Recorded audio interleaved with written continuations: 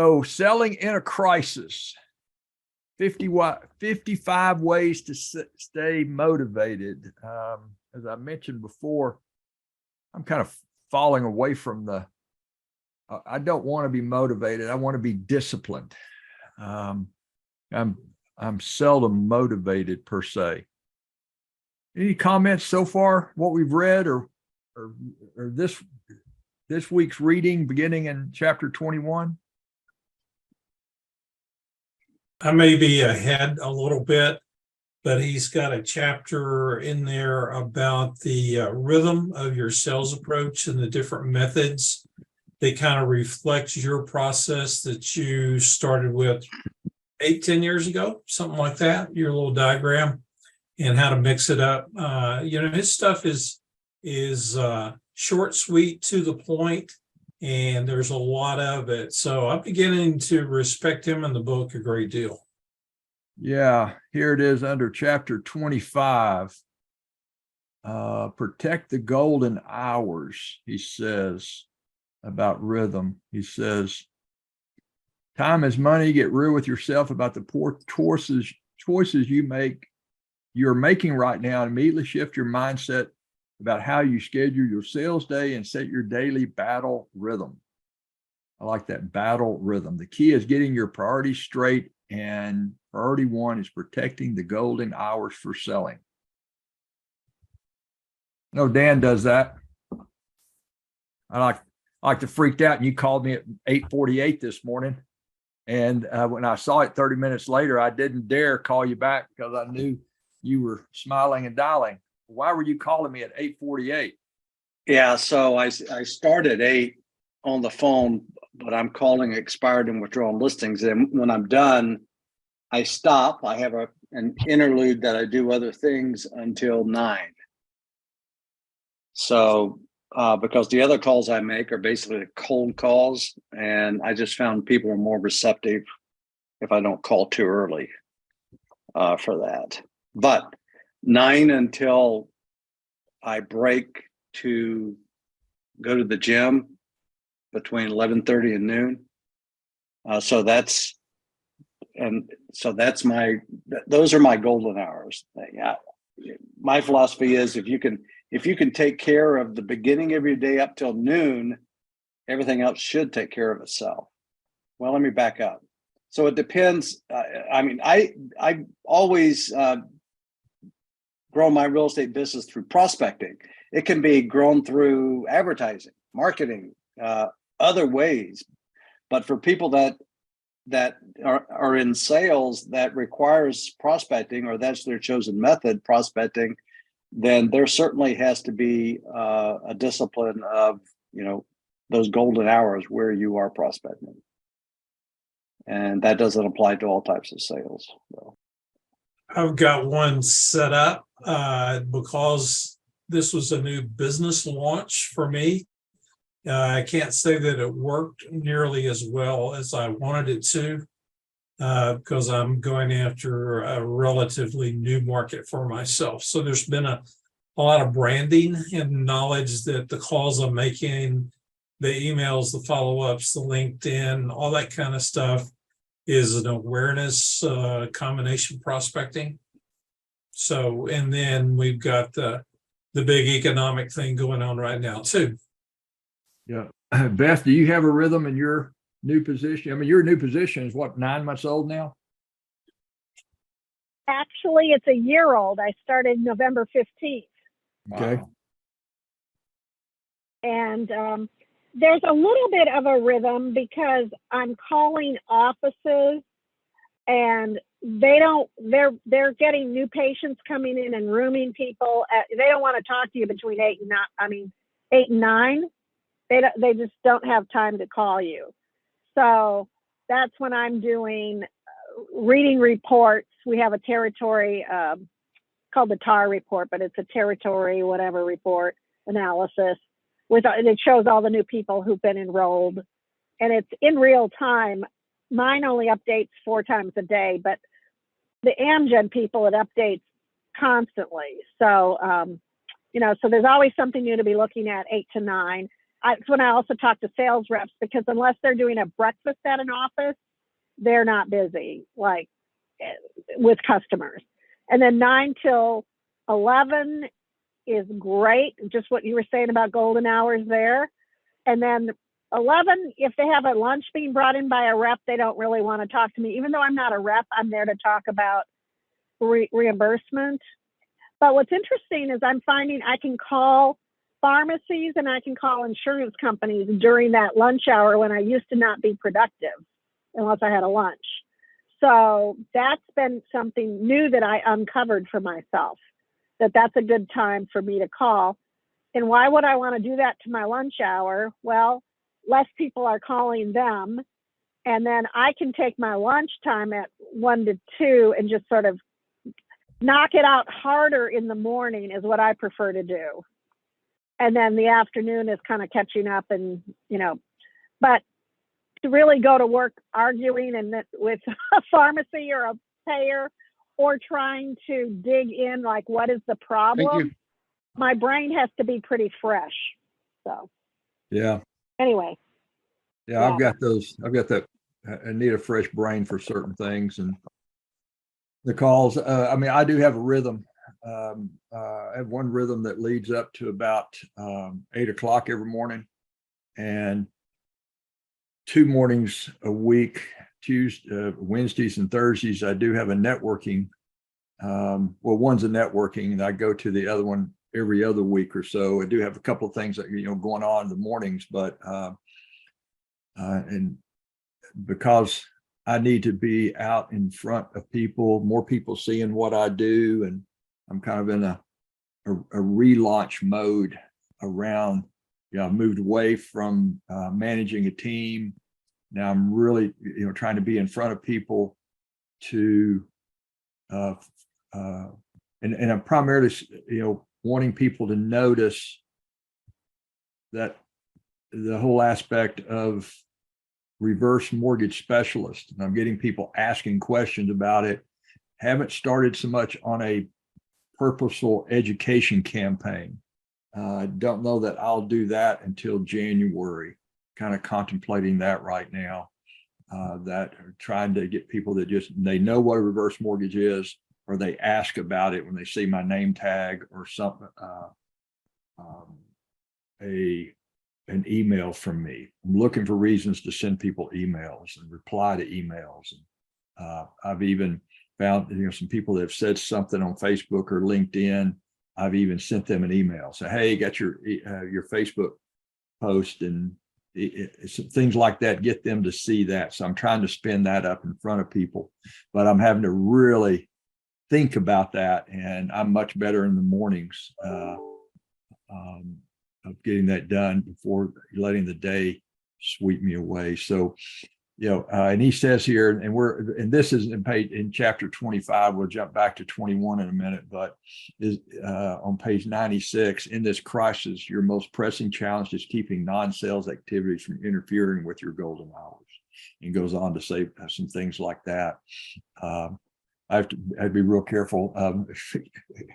Kathy's in her office, which is right across here, and I have to be real careful of when she asks me something during the day, or somebody else calls me during the day, anything about business.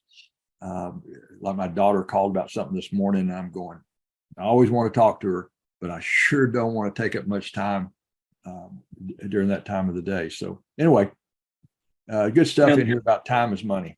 That's one of the challenges of working from home too, or having a home office. Yeah. I know my significant other respect my time for almost exclusively, but every once in a while, and I had that happen the other day, and I was being asked to do something during those golden hours in the morning, and I had to say no, and it was difficult to say no. Yeah.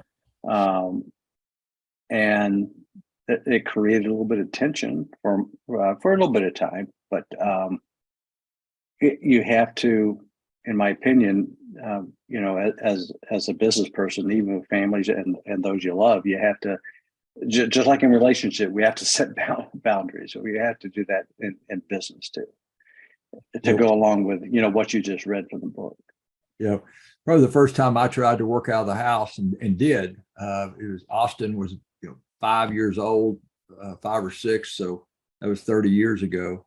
And he would come into my office during the day and I'd say, son, I'm not here. You just got to act like I'm not here. And Kathy homeschooled him. So he'd come in and, well, one time I went out and they were sitting at the kitchen table doing schoolwork.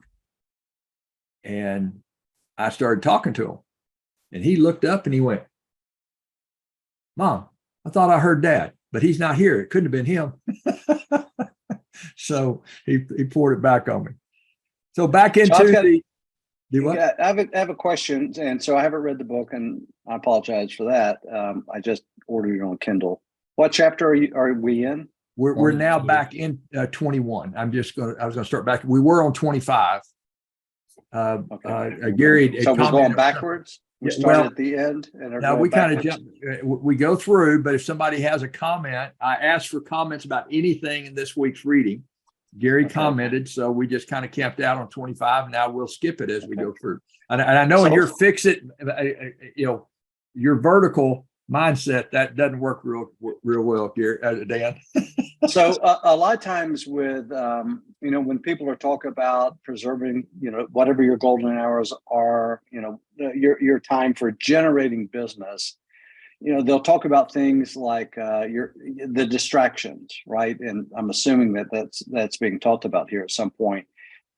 Things like don't check your email, turn your email notifications off, don't look at emails. If someone calls, leaves a voicemail, don't answer your voicemail.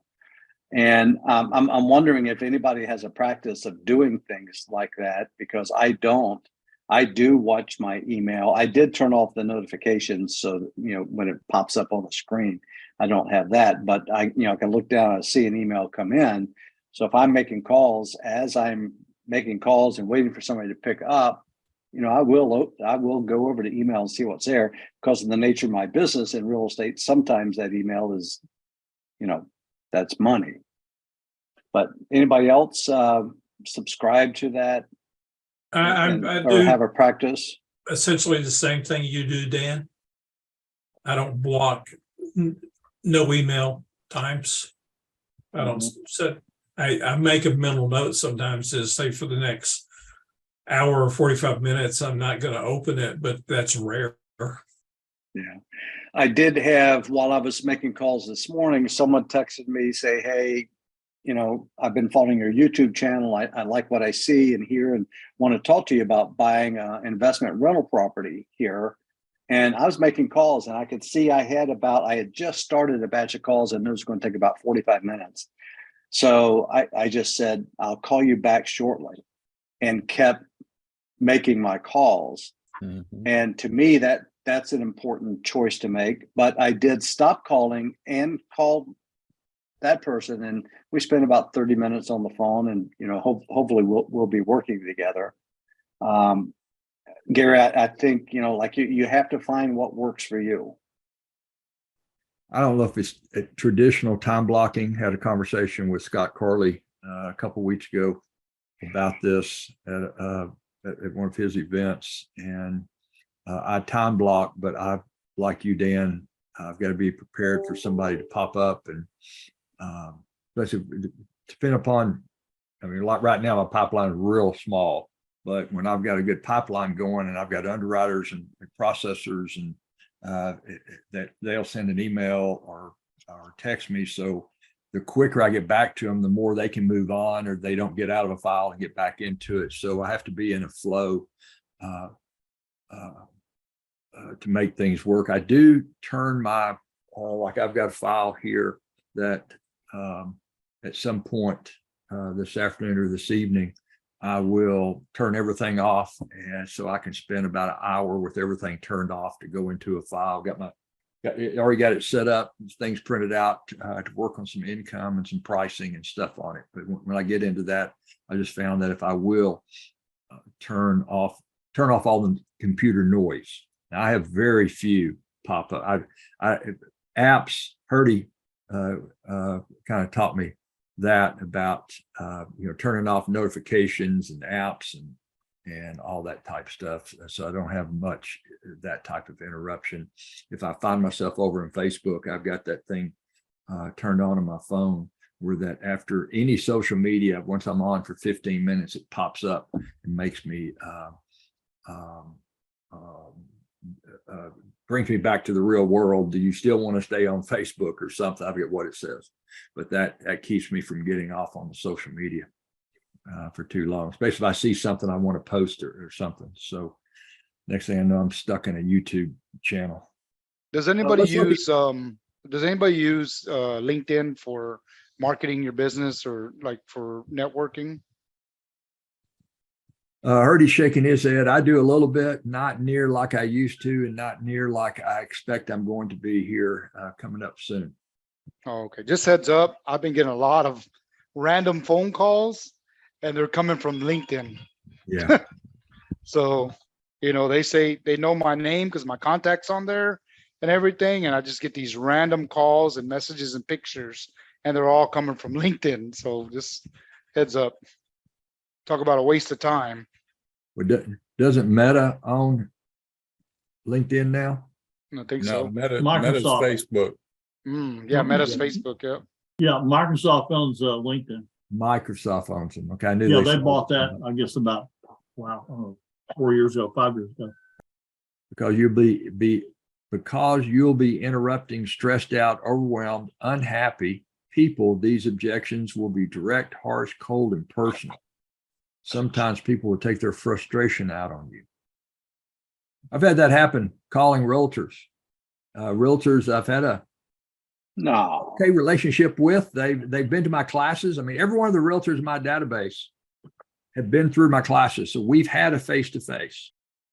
All I was going to just say was that this wall of rejection goes right along with that make the one more call chapter. Because I know that when I just didn't like to end my day on a rejection. I would always make that one more call. And I knew that even though I was in a repeat prescription type business, that it was a numbers game. If I could make one more call than my counterparts, I would be ahead of them. Good point. Great point. What are you going to say, Tom? I look at rejection now a little bit differently. Sometimes it's a blessing. You're rejected. They want too much. They want it good, fast, cheap. Can't give them all three. They reject you because you're, what they want you to do for the price is not a fit. And I'm okay with that. Because I think that not everyone can be your customer. If you think that, you need to put your business plan. Okay. So Danny, if everybody that calls you has a 300 credit score, probably going to be a long time before you close the deal, right? Yep. So I've got people that call now because they've already worn out their professionals or they just don't want to pay tax. And they reject the fact that I do it right. And thank you, God.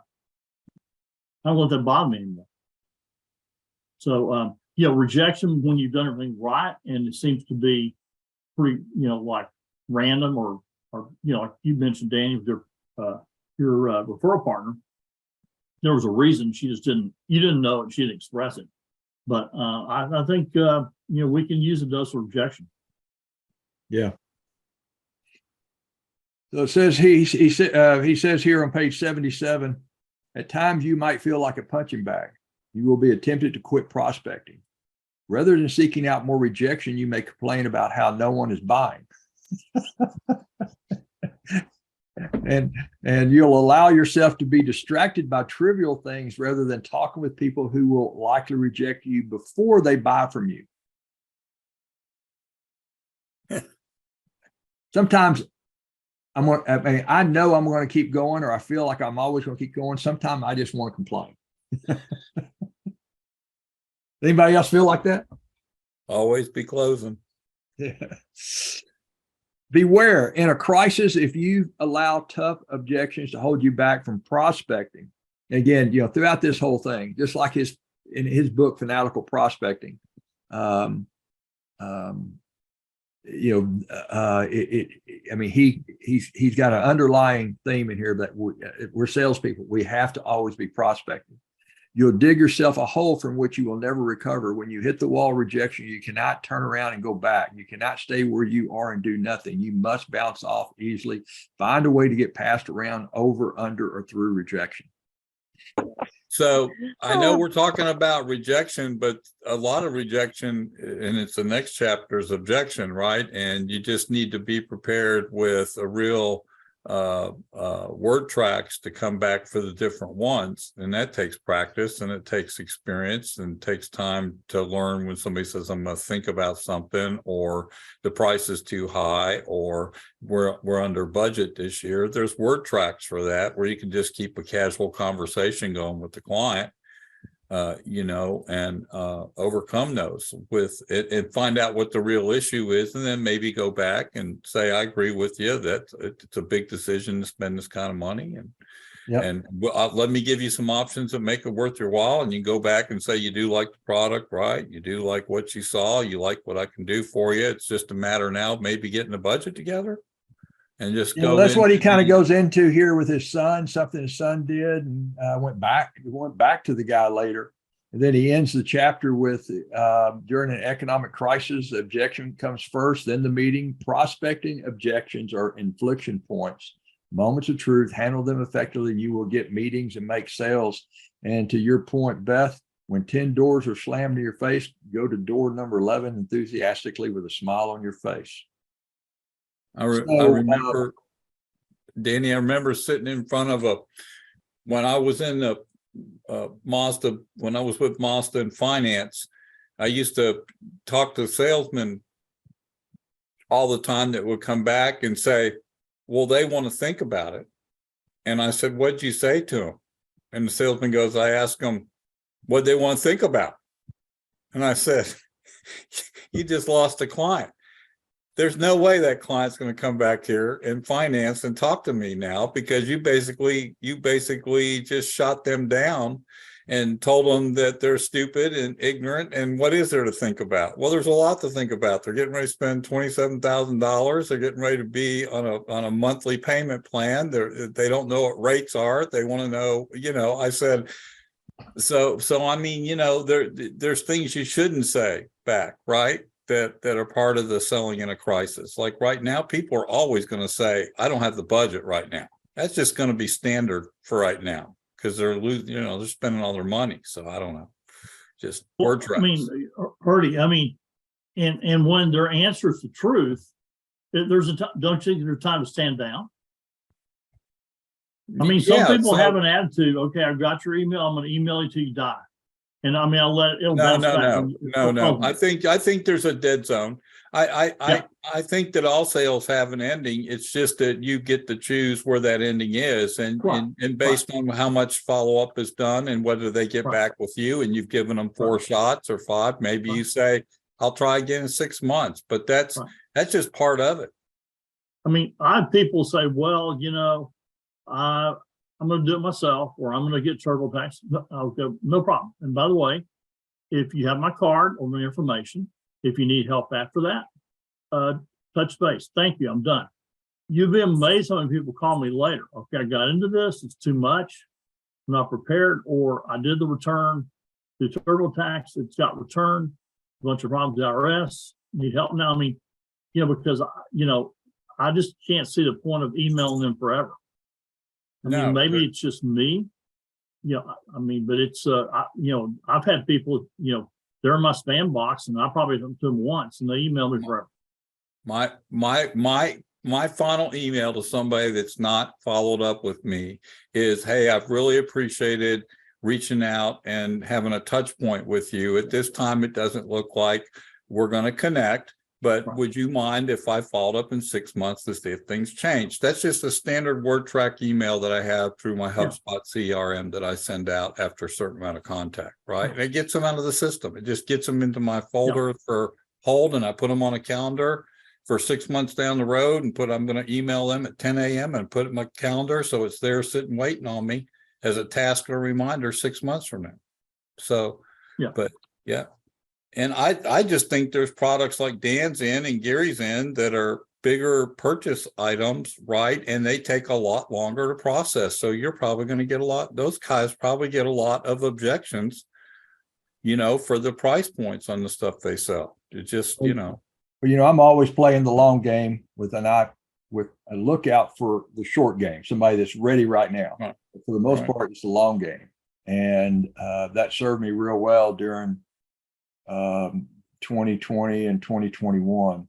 So on to finish up this chapter, he gives some list of objections during normal times, and then another list of during challenging prospecting times like we're in right now. But he also talks about how it's scripted.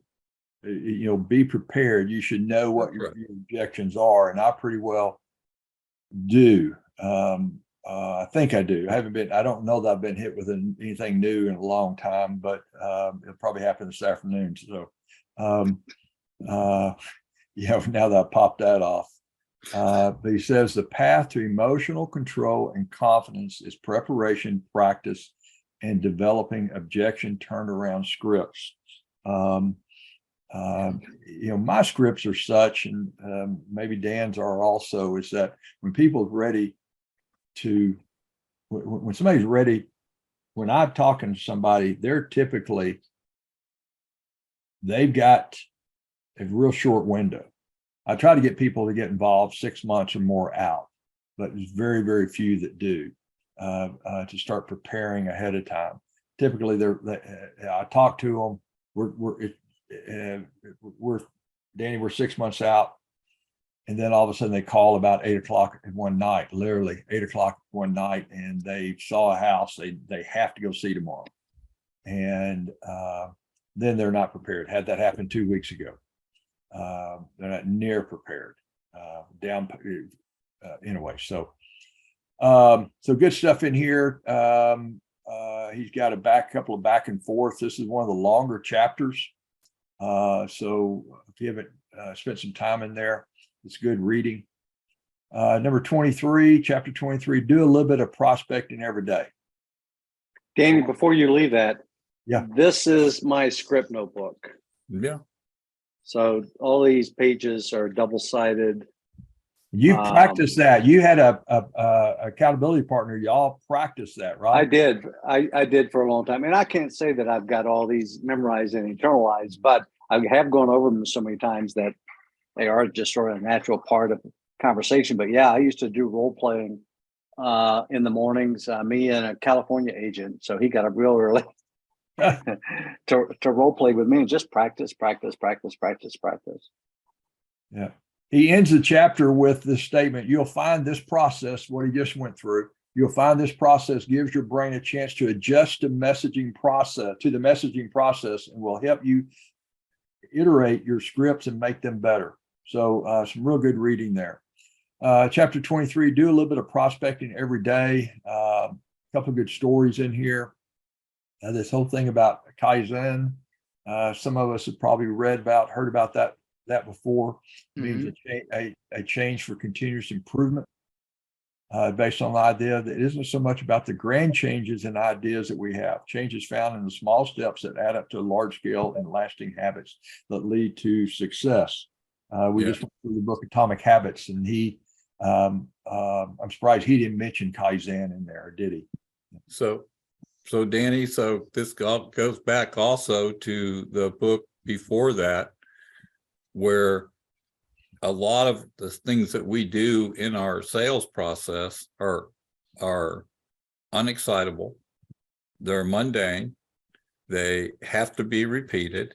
And so we stop that process sometimes because they get boring to us, but we don't realize that it's those mundane habits and unexcitable steps we take that keep us in a cumulative mode to sell something. So I don't like working on my CRM every day. I'm sorry, I don't. I hate it.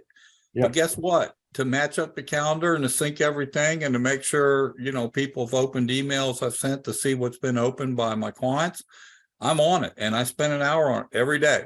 That's my hour. So I don't like it. I assume you were talking about. I can't stand it. Boring. You were talking about Darren's book. Yes. compound effect. But Yep. at the end of Atomic Habits, he ended the book, maybe the afterword, something right there at the very end about that. One of the dangers of creating good habits is it gets boring, and you try something new instead of just keeping with the boring thing that works.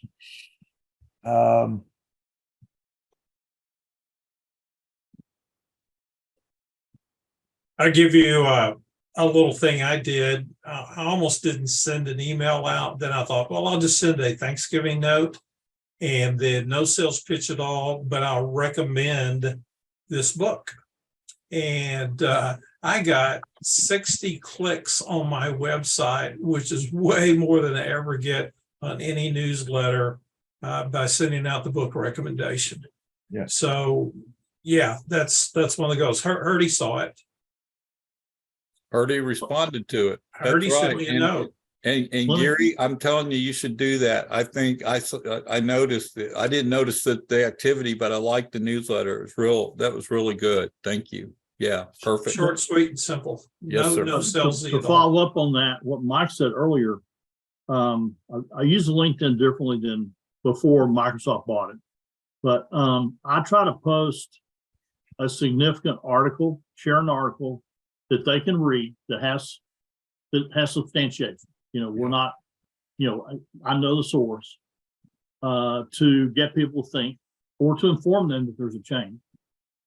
And all I'm doing is sharing an article, Mike. Okay, that's it. I'll have 200 to 400 responses on that share Yeah. in the next week. Yeah. And so it's not a comment. It's not content I've created originally, but I might make a comment to say, beware, or it's important. I mean, I'll get emails from people like, let's talk about this, because they're not watching that. It's not their area. And I'm not trying to sell them anything, but it's like, I'm trying to build awareness that they have a source, and it's relatively easy to do. And I'm not trying to do something every day to flood their box. These are people who follow me.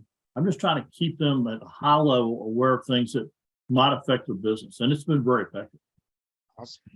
Versus trying to send them a bunch of spam emails because I can get their email off the list. So Yeah, I was going to say, Tom, one of the things I discovered a long time ago was that by creating my business support center on Facebook, I didn't have to worry about emailing every week. I could simply make sure that the people that were members were being informed about changes and cool things to do on social media, right? It's just kind of whether they were still engaged with me or not as a client, I wanted to keep them in the fold. So I started the group, right, to push forward information. So there's several ways to do that. But Gary just had a nice newsletter. He puts out a nice newsletter every week. So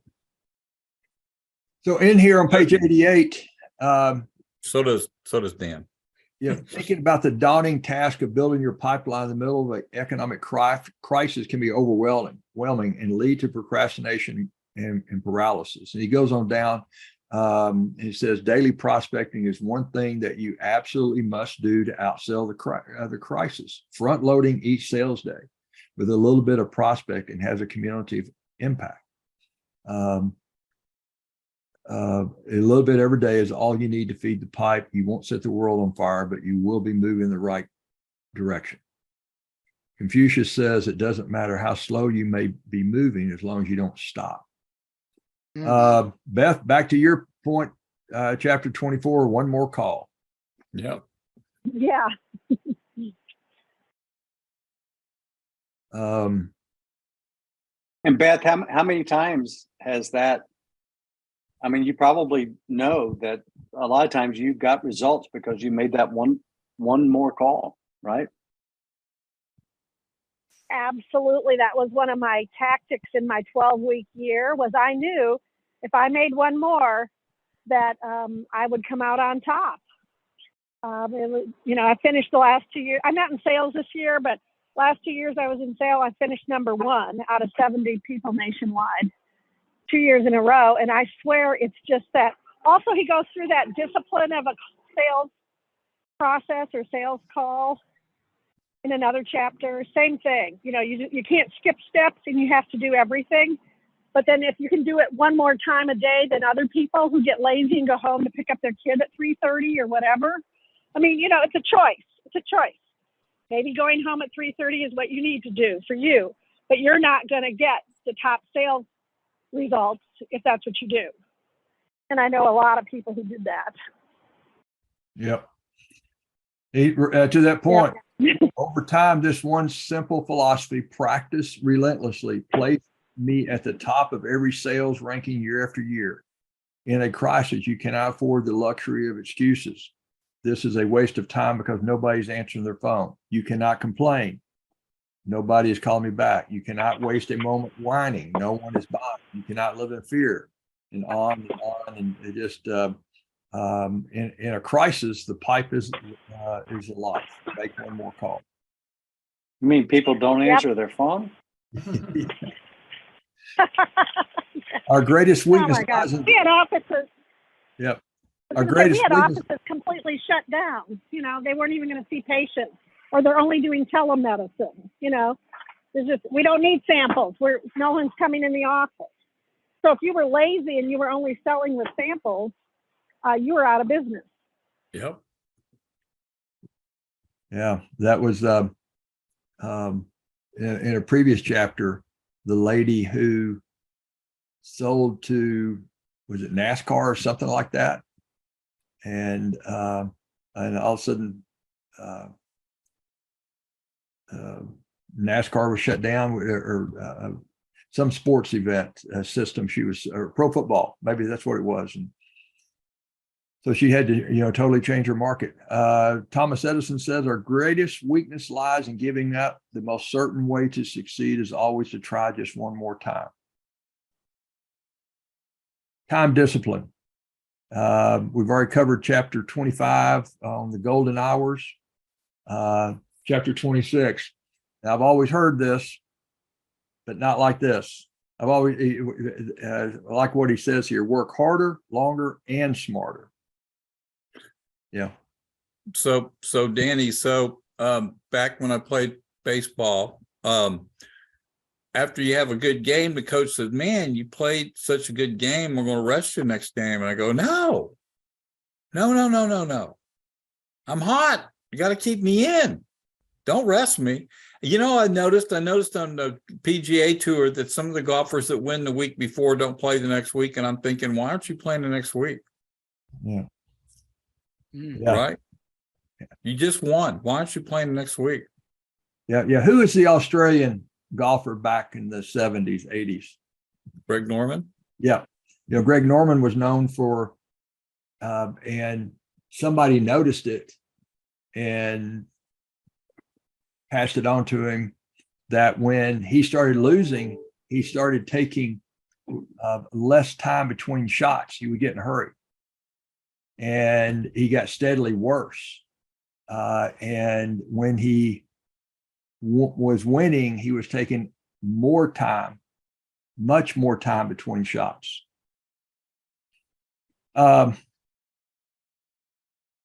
Work harder, longer, and smarter. Before the crisis, you could get away with taking your foot off the accelerator and coasting a bit. You could take a break and catch your breath.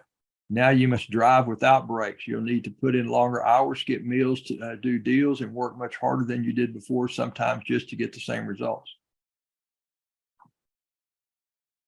Slow is smooth and smooth is fast. Slow is smooth and smooth is fast. Yeah, that's a Like that. that comes from the Navy SEALs. You'll hear that a lot in that series, Danny, that we were watching. Yep. SEAL team. Yeah. I know this: when you go over a speed bump fast, it's not near as rough as when you go over it slow. Yeah. Mm-hmm. You believe that, huh? Don't allow anyone to outwork you or out hustle you. Or outsmart you. Tom, what does that mean? You're shaking your head. Well, I've got a little disagreement with the work harder, longer, smarter. I see people working hard, nothing getting done. Gotta be Yeah. real careful. They left out the smarter part. Yeah. Yeah, So they I work wondered on if one that, area. Scott, That was their comfort. Here. Guilty. Tom, I'm And, wondering that same thing right there, because I'm going, some of this I'm going, I just don't, but I think maybe it's the smarter. I know I'm working longer and harder, but I'm taking pauses and I think I'm being smarter about it right now. Like I worked for a while this morning, then I went for a run. And to give myself that break, kind of like Dan's doing that break in between the calls there. I made a home office, and it seems that I'm a lot more productive there, because when I'm here, I get so many interruptions. I mean, because I own the place. Plus, if somebody's not here, it comes to me, right? So, Mike, if I were talking to you as a prospect and I knew what you did, as soon as I hear a CNC machine, I go, let me take you to lunch. Yeah. I get you out of that building. Yep. Because I know that they come to you to solve all the stuff. And if I can get you out for an hour, it increased my chance of us really communicating, because if you've got a business to run, it's hard to just tell people, go away, let the machine just crash. Yes. But when you're not there, they figure it out. So that's one. The other thing is, just a quick example, I had a gentleman said, if I can do $2 million worth of drywall, I'm going to be a millionaire. So he did $2 million of gross. And he came to me almost a year afterwards to clean up his taxes. You ready? He netted $2,000 of net income on $2 million. He didn't even know he did all that work. He gave it all away because his quality sucked. That's not good. And therefore, he'd had a lot of punch list. He goes, there is no doubt he worked hard, but it was not so smart. So it's hard to balance the harder, longer, smarter. It's the good, fast, cheap.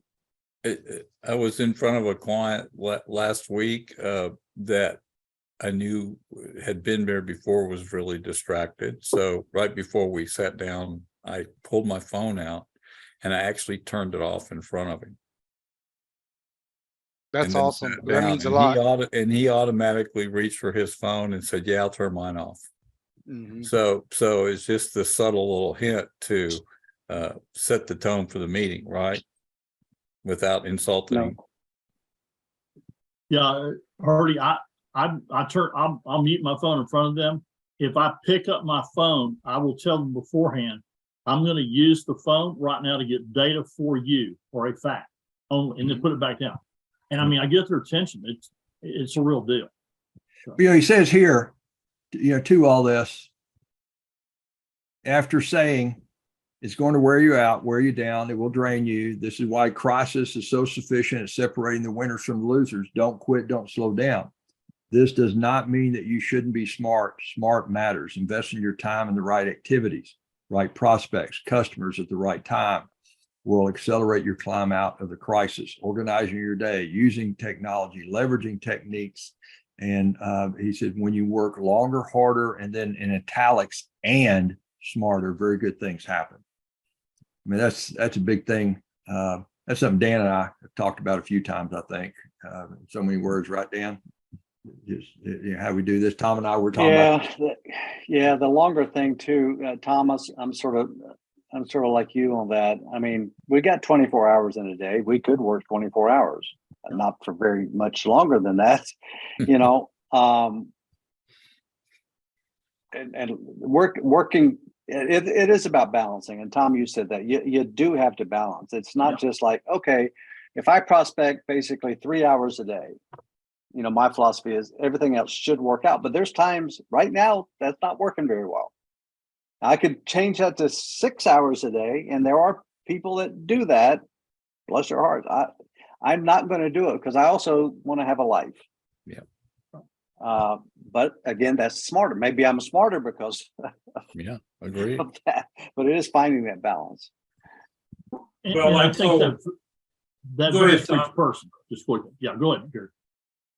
No, I just told Danny a couple of weeks ago, I've been in sales since 1977. I've been through multiple of these economic downturns, upturns, and occasionally I would beat the bell curve and sell better or hit quota, but most of the time my business went with the economy. And so you just have to make a value judgment there about are you rearranging the deck chairs on the Titanic? And I'm looking at you now, Gary. I was going to comment earlier. You're sitting out on the street corner somewhere. Well, and I'm shoeless too. He's selling. Yeah. Don't stand up. I got a sign. We'll sell stand for up. money. Tom and I have, talked about networking. Dan and I have had numerous conversations with Gary, and I have also about networking, what's effective, what's not. And I have a whole process that I go through. I met about 11 people last week, and my strategy is that I meet you, and I'm going to wait a few days before I send you an email that says it was great meeting you. And because so much of it is a numbers game, then just realized here at 4:00, I'm going to be sending emails to those 11 people. I haven't sent them yet. Normally I do it on Mondays. And yesterday I thought, we'll wait another day. Got the holidays coming up. People are starting to check out. They're finishing up early. I strategically, more or less waited till this afternoon at 4:00. I'm going to send those emails out to those 11 people. I'm simply going to say, it's great meeting you last week. And so part of that's a subconscious impact that I want people to go, and who is he? And the email does have my picture on it. What's interesting is I don't get as many clicks on my LinkedIn link when I have a picture on there as when I don't. So, Well, of course. Because well, what they're doing is is they go, who is this? And okay, I remember him. And that's what I'm wanting them to do. I'm wanting to the whole marketing thing. I'm getting catfish. Danny, they'll Photoshop your photo if you need it, man. Come on, that's what I do. I'm getting catfished. It's really annoying. I keep getting these, hey, Mike, do you remember me? And I'm like, no. And then they send me a picture of them. And I'm like, yeah, we're friends on LinkedIn. And I'm just like, I have to block. I've been blocking at least 3 a day. Yeah. And I don't know. I mean, I tell my wife, hey, this ain't me. I'm not doing this. Right.